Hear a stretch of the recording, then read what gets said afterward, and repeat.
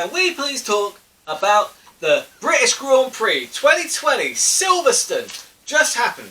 It's another British Grand Prix in the books, and you know what? It was a pretty fun race to watch. It was all right. It was a slow burner.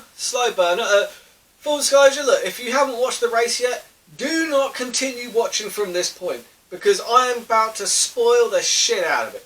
All right, just go and watch the race. If you haven't watched it yet, go watch the race, then watch this. You know, but don't say I didn't warn you because obviously we had that huge kind of a very exciting last few laps because I mean it was a slow burner of a race, but the last couple of laps tyres failing all over the place. That's the story of this one, isn't it? They need to protect those tyres more. I mean, what went on? It seemed like, you know, obviously Bottas was the first to go, then it was Sainz, and then Hamilton's tyre. You know, Hamilton managed to just about get it round to still take the checkered flag because he was ahead. But I mean, tell you what, yeah, that was a heart-stopping few moments. And poor Bottas. I mean, it's good for Hamilton because obviously the first race, I think Lewis finished 4th and Bottas finished 1st. So now in terms of championship points for the championship, that's great for Hamilton.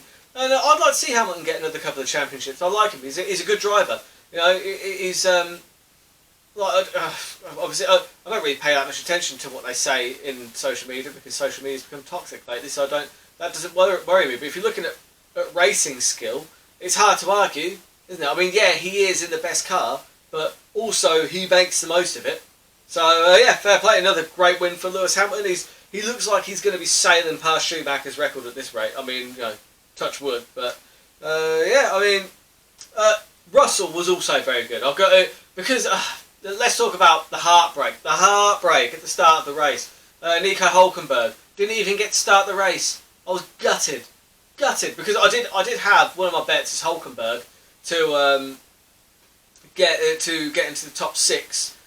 Just because it's a bit of fun. It was a fun bet. Actually, the racing points didn't look that good this weekend. I don't know what has happened there, but Stroll was struggling to get round people as well. But either way, yeah, you know, Hülkenberg didn't start. Next week he should start. Let's hope so, because I'll be putting another silly bet on him just because it's fun. Do you know what I mean? He's got the best hair in racing, for God's sake. He belongs in Formula 1. Do you know what I mean? Just him and a babe. You know. But yeah, that was fun.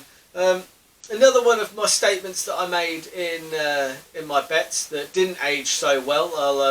I'll pop here on the screen. There's some pretty good odds on Leclerc getting a podium because it's not going to happen. It's just that statement didn't end well, did it? Jesus Christ! I mean, to be fair, who saw all that all those tyre problems coming? I'll tell you who did see it coming, apparently, one of the commentators, because basically, in the final lap, before Lewis's tyre went as well, right, I should add this, it was before Lewis's tyre went, Verstappen basically had a free pit stop because Leclerc was too far behind, Hamilton they were never going to catch because he was too far ahead, so they decided to pit Verstappen to get the fastest lap because it's worth an extra point, and that's the right call. At that time, that is the right decision to make, right? And then, obviously, after that happened, Lewis's tyre went, and had Verstappen not made that pit stop, they made the argument that Verstappen could have caught Lewis and could have won the race. Yeah, that's great, but at the time they had to make the decision to put that pit stop in, Hamilton's tyre hadn't gone. So it's irrelevant, isn't it? At the time, they made the right decision. So when the commentator sits there and goes, "Oh, well, if it was me, I think I'd have gone for the win personally, not pitted him, and then we would have won." No, you fucking wouldn't, you dickhead. Hamilton's tyre hadn't gone. Hamilton's tyre hadn't gone at that point. So at the time, they were making the right decision. So what you would have done is you'd have cost them a point because, like, at the end of the day, okay, yeah, like Bottas's tyre had already gone, but they were managing their tyres differently, so there's no guarantee that Lewis's tyre is going to go as well at that point. So, Joey, you sitting there saying, "Oh well, if it was me," if you were capable of making those kind of decisions, you wouldn't be talking about making those decisions. You'd be the one in there making those decisions. Do you know what I mean? It's just a stupid way to make yourself kind of look like, "Oh well, I'm so much of an expert. I could have predicted that Lewis's time was going to go as well, and I'd have gotten the race win." Fuck you, idiot. But yeah, I mean, other than that, it's like, I don't know why I get so angry about those kind of things. But yeah, I just found that really puzzling. That they would say that. Apparently there were some people in the pits at Red Bull questioning that move. It's like, look, what do you want him to do? Look into the future. If they try and drag the guy that made that decision over coals and whatever because of that decision, which was the correct decision. It was the correct decision at the time.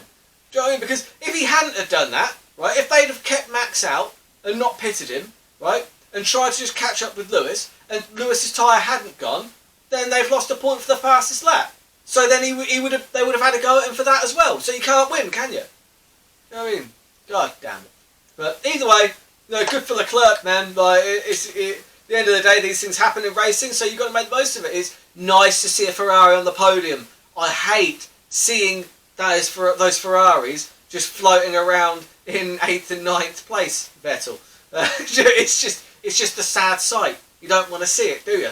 But George Russell, he did really well because before the race started, because Hulkenberg was out, I was a little bit kind of, well, that's my bet gone before the race even started. So I did have a fiver on Russell at 3.5 to 1 to get into the top 15.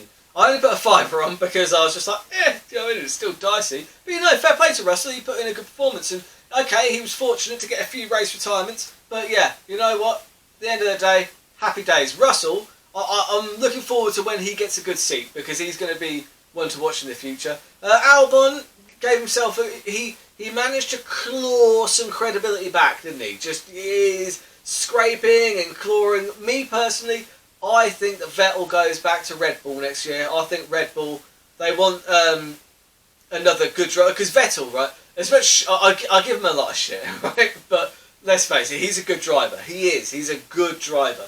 And he won like 4 championships at Red Bull. So, yeah, I think I've heard rumours that Red Bull considering making him an offer. I think that's the best place for him. I think he's a good running mate with Max. I think that's what puts Red Bull back into the top 6 if they get Vettel back in there. I think Albon, he's a young kid, put him back down to the Toro Rosso, get rid of Kvyat because Kvyat. I used to like Kvyat, but I don't like how he treated the cameraman. Do you know what I mean? He crashed out, no fault of the cameraman, and the cameraman's doing his job. The cameraman is doing his job in filming him, putting a camera in front of him. That's his job. So when you shove the camera out of the way in that unprofessional, throwing your toys out of the pram, fucking petulant child move, that is bullshit, man. I mean, you shouldn't. What's that cameraman done to you? That cameraman's done nothing. It's not his fault that you crashed out. That's not his fault. That is not on him. He's doing his job. He's doing his job. So you leave those cameramen out of it. That's right. That's all right, cameraman. I got your back. Don't you worry. But yeah, it's all right. Kvyat will be, I don't know, racing in some other sport soon, I would imagine. But either way, yeah. It was a decent race. Good showing for Ricciardo as well. Ricciardo seemed to have a good time out there. The McLarens looked good on pace until Sainz's tyre failed on him, which was a shame. But yeah, all in all, look, it was a fun race. It's just good to see the British Grand Prix back, and we've got 2 British Grand Prix back to back.